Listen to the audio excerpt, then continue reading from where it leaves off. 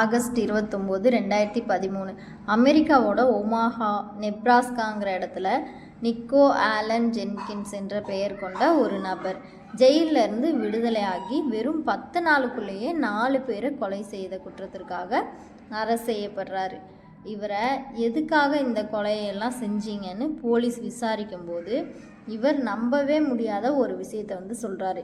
என் காதுக்குள்ளே ஒரு வாய்ஸ் கேட்கும், அதுதான் என்னை கொலை செய்ய சொன்னது அப்படிங்கிற மாதிரி சொல்லியிருக்காரு. அது எகிப்தைய கடவுளான அபோபிஸ். இப்போவும் இந்த நிமிஷம் கூட அது என் காதில் பேசிட்டு தான் இருக்குது அப்படின்னு சொல்கிறாரு. இவர் சொல்கிற அந்த எகிப்தைய கடவுள் ஒரு பாம்பு.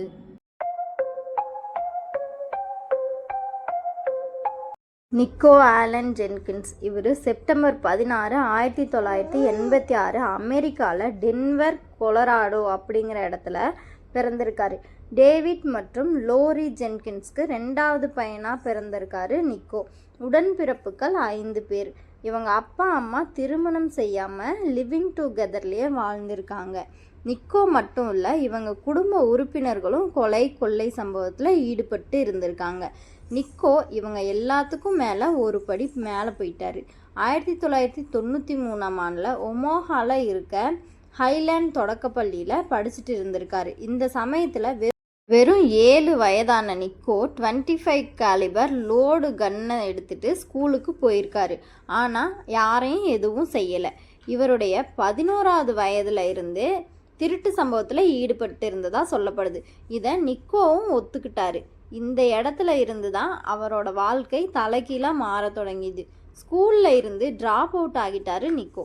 தன்னுடைய 12வது வயசில் ஒருத்தரை கத்தியால் தாக்கிட்டு அந்த இடத்துல இருந்து தப்பிச்சு போயிருக்காரு.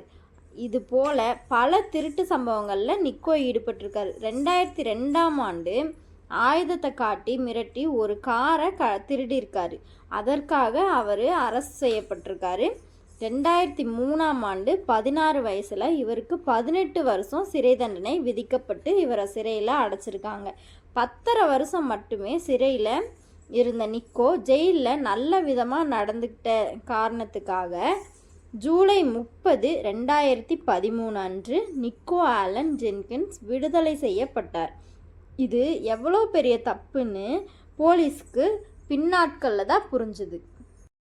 ஆகஸ்ட் 11, 2013 அன்னைக்கு காலையில் 5 மணிக்கு ஸ்ப்ரிங் லேக் பார்க்கில் இருக்க 18வது எஃப் தெருவில் இருக்க ஒரு ஸ்விம்மிங் பூல் பக்கத்தில் white colour Ford pickup truck நிற்கிறத ரோந்து போலீஸ் பார்க்குறாங்க.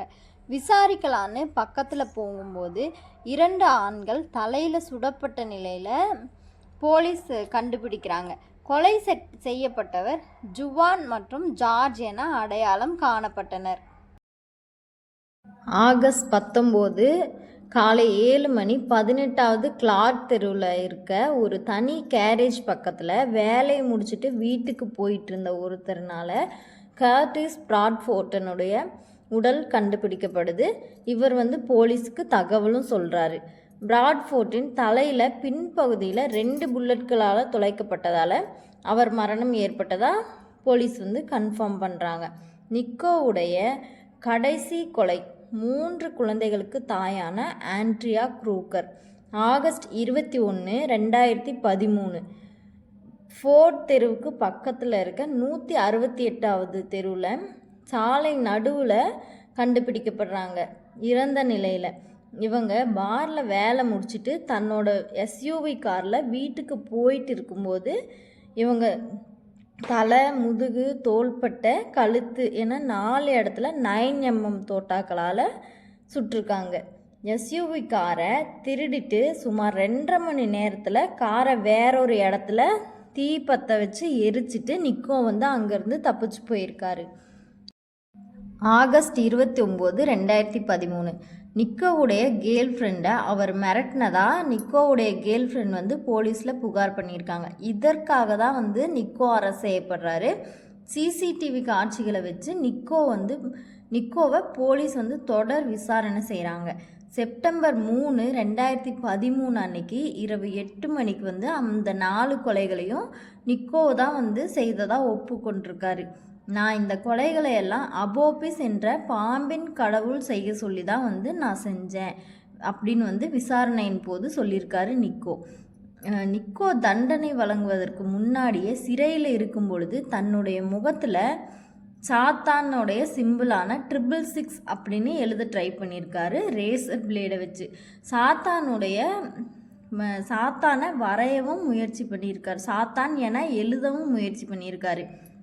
இது மட்டும் இல்லாமல் 2016 ஜெயிலில் இருக்கும்போது தூக்கு போட்டு தற்கொலை செஞ்சுக்கொள்ளவும் முயற்சி செஞ்சுருக்காரு. இதை எல்லாத்தையும் விட தன்னுடைய ஆணுறுப்பை பாம்பு போல் மாற்றுறதுக்காக பிளேடை வச்சு சீவியிருக்காரு. இதற்காக மட்டும் நிக்கோவுக்கு அவருடைய ஆணுறுப்பில் 65 தையல்கள் போடப்பட்டிருக்கு. இது மட்டும் இல்லாமல் பாம்பின் நாக்கை போல் தன் நாக்கும் இருக்கணுங்கிறதுக்காக பிளேடை வச்சு தன்னுடைய நாக்கை 2ஆக கட் பண்ண முயற்சி செஞ்சுருக்காரு. சைக்காட்ரிக் ட்ரீட்மெண்ட்டில் இவர் அந்த கொலைகளை சுயநினைவோடு தான் செய்திருக்காருன்னு, இவருக்கு எந்த வாய்ஸும் கேட்கலன்னும் சைக்காட்ரிக் டாக்டர் உறுதி செஞ்சுருக்காங்க. மே மாதம் 2017 அன்று 3 நீதிபதிகள் கொண்ட குழு நிக்கோ ஆலன் ஜென்கின்ஸ்க்கு மரண தண்டனை மற்றும் கொலைகள் தொடர்புடைய ஆயுத குற்றச்சாட்டுக்காக 450 வருஷம் சிறை தண்டனையும் பரோல் இல்லாத சிறை தண்டனை என தீர்ப்பளிச்சிருக்காங்க.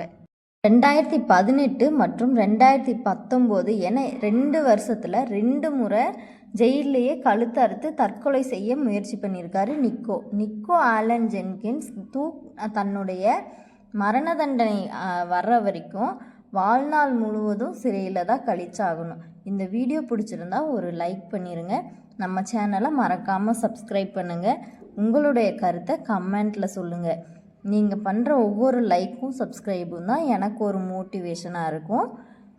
அடுத்து ஒரு க்ரைம் கேஸில் சந்திக்கலாம். நன்றி.